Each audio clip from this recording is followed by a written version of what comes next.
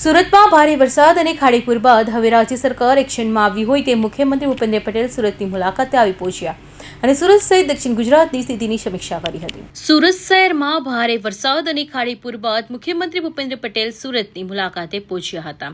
સુરત મહાનગરપાલિકાની ICCC ખાતે દક્ષિણ ગુજરાતના તમામ કલેક્ટરો, વરિષ્ઠ અધિકારીઓ અને ધારાસભ્યો સાથે ઉચ્ચસ્તરીય સમીક્ષા બેઠકનું આયોજન કરવામાં આવ્યું હતું.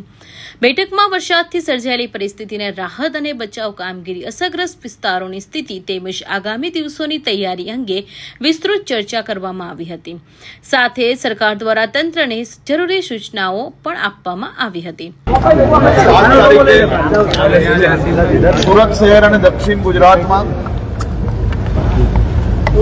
વહેલી સવારથી સાંજ સુધી છેલ્લા અનેક વર્ષોના જો ડેટા જોઈએ તો સૌથી વધારે વરસાદ આજ તકનો 7 તારીખે સુરત શહેર અને દક્ષિણ ગુજરાતમાં વરસ્યો અને ખાસ કરીને ઉપરવાસમાં બી વરસાદ હોવાના કારણે સુરત શહેરના અનેક વિસ્તારોએ ખૂબ જ મોટા પાયે પાણી ભરાવાના પ્રશ્ન ફેસ કરવા પડ્યા.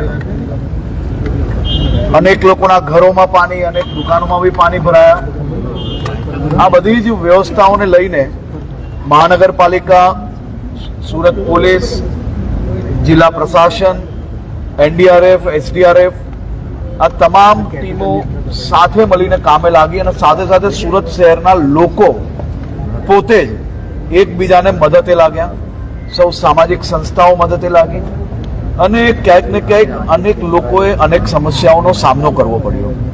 ખાસ કરીને આજે મુખ્યમંત્રીશ્રીએ આ રિવ્યુ બેઠક લીધી હતી અને પ્રશાસનને જે નહેરના કારણે અને ખાડીના કારણે જે પાણી ભરાવાનું જે કારણ જે ભૂતકાળમાં બી સામે આવ્યું હતું એ ફરી કેમ આવ્યું અને આવો ભવિષ્યની અંદર પ્રશ્ન ના ઉભો થાય તે માટે મુખ્યમંત્રીશ્રીએ મહાનગરપાલિકાને કહ્યું છે કે તાત્કાલિક એનો પ્લાન કરીને અમલમાં મૂકીને આ કામગીરી પૂર્ણ કરવી જોઈએ અને ભવિષ્યની અંદર અગર આની ઉપર કોઈ પ્રશ્ન આવ્યો તો અધિકારીઓ પર કડક પગલાં ભરવામાં આવશે.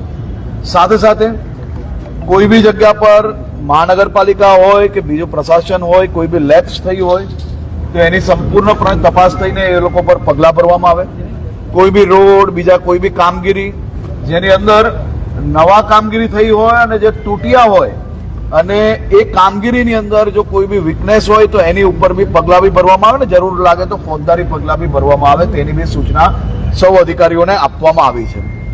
ભવિષ્યની અંદર આવા વરસાદના કારણે ખાસ કરીને ખાડીને લઈને સુરત શહેરમાં પૂર ના આવે તે માટે ફૂલ પ્રૂફ પ્લાન બનાવવામાં આવે તે માટે સૂચના આપવામાં આવી છે. 500 કરોડ રૂપિયાનું આજે એમને ખાસ કરીને ખાડી માટે 500 કરોડ રૂપિયા ખાડી આખી જેને રીડેવલપમેન્ટ કરવાની છે, ઊંડાણ કરવાનું છે, આસપાસમાં જો કોઈ ઇલીગલ એન્ક્રોચમેન્ટ હોય તો એને નીકાળવામાં આવે તે માટે બી સૂચના આપવામાં આવી છે. અને સાથે સાથે કાલે સાંજ સુધી તમામ વિભાગોએ ખાલી જિલ્લા પ્રશાસન એકલા જો કામગીરી કરશે તો કેશડોલ પહોંચાડતા 2-4-5 દિવસ લાગી શકે છે. તેથી આજે સૂચના આપવામાં આવી છે કે બધા જ વિભાગો સાથે મળીને કામગીરી કરે અને કાલ સાંજ સુધી કેશડોલ આપવામાં આવે. ઘર વકરી બી તમામ લોકોને પહોંચી જાય તે માટેની બી વ્યવસ્થા કરવામાં આવે.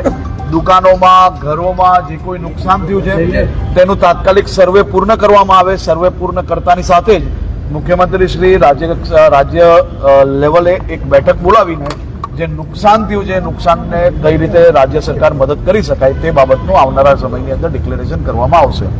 આજે તમામ ચૂંટાયેલા પ્રતિનિધિઓને બી અને મહાનગરપાલિકાના સૌ અધિકારીઓને બી આજે સાંજ સુધી એક રાઉન્ડ સફાઈનું બધી જ જગ્યા પર પૂર્ણ થાય તે માટે બી સૂચના આપવામાં આવી છે. અને સૌ સફાઈ કર્મચારીઓને બી હું આભાર માનું છું અને વંદન કરું છું જે પ્રકારે રાત દિવસ એક કરીને સફાઈની કામગીરી કરી રહ્યા છે.